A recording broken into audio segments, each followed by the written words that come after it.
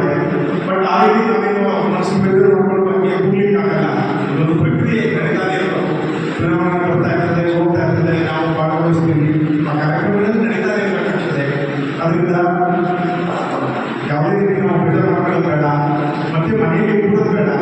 ಪಕ್ಷದ ಸಂಘಟನೆಯಿಂದ ನಾವು ಇನ್ನೂ ಹೆಚ್ಚಿನ ಬಲವನ್ನು ತೋರಿಸೋಣ. ಅದೇ ರೀತಿ ಈಗ 15 ದಿನಗಳ ವಾರ್ಷಿಕ ಕಾರ್ಯಕ್ರಮ ಕೂಡ ಇದೆ. ಸದಸ್ಯರನ್ನ ನೋಂದಣಿ ಮಾಡುವಂಥ ಕಾರ್ಯಕ್ರಮಗಳಿದ್ದಾವೆ. ಆ ಕಾರ್ಯಕ್ರಮಗಳಲ್ಲಿ ನಾವು ಸಕ್ರಿಯವಾಗಿ ಭಾಗವಹಿಸೋಣ.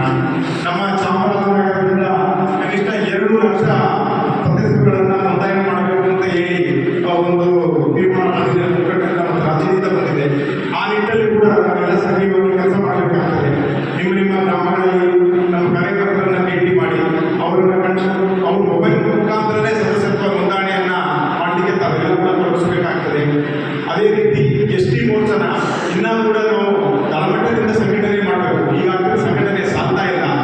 ನಮ್ಮಲ್ಲಿ ಏನಾದರೂ ಸಣ್ಣ ಪುಟ್ಟ ಭಿನ್ನಾಭಿಪ್ರಾಯಗಳು, ಮನಸ್ತಾಪಗಳು ಏನೇ ಇದ್ರೂ ಕೂಡ ಅದನ್ನು ಬದಿಗೊತ್ತೋಣ. ಎಲ್ಲದಕ್ಕಿಂತ ಹೆಚ್ಚಾಗಿ ಈ ಮುಂದೆ ಬರ್ತಾಗಂಥ ಚುನಾವಣೆಗಳು ಬರ್ತಾ ಇದ್ದಾವೆ. ಈಗ ಜಿಲ್ಲಾ ಪಂಚಾಯತಿ ಮತ್ತು ತಾಲೂಕು ಪಂಚಾಯತಿ ಚುನಾವಣೆಗಳು ಬರ್ತಾ ಇದ್ದಾವೆ. ಅದು ಕಾರ್ಯಕರ್ತರ ಚುನಾವಣೆ ಆಗಿರೋದ್ರಿಂದ ಆ ನಿಟ್ಟಿನಲ್ಲಿ ನಮ್ಮ ಕಾರ್ಯಕರ್ತರುಗಳಿಗೆ, ನಮ್ಮ ಮುಖಂಡರುಗಳಿಗೆ ನಾವು ಅಧಿಕಾರಗಳನ್ನು ಕೊಡಿಸಬೇಕಾಗ್ತದೆ.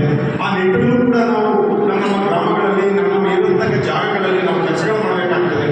ಆದ್ದರಿಂದ ಏನೇ ಭಿನ್ನಾಭಿಪ್ರಾಯಗಳನ್ನು ಬದಿಗಿಟ್ಟು ಹೆಚ್ಚಿನ ರೀತಿಯಲ್ಲಿ ಕೆಲಸ ಮಾಡೋಣ.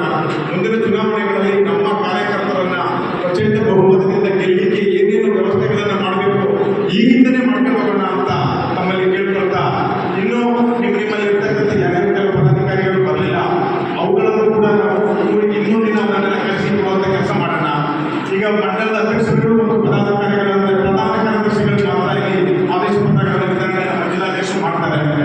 ತದನಂತರ ನೀವುಗಳು ನಿಮ್ಮ ಮಂಡಲಗಳಲ್ಲಿ ನಿಮ್ಮ ಬಂದ ಪದಾಧಿಕಾರಿಗಳನ್ನ ನೀವೇ ಆಯ್ಕೆ ಮಾಡ್ಕೋಬೇಕಾಗ್ತದೆ.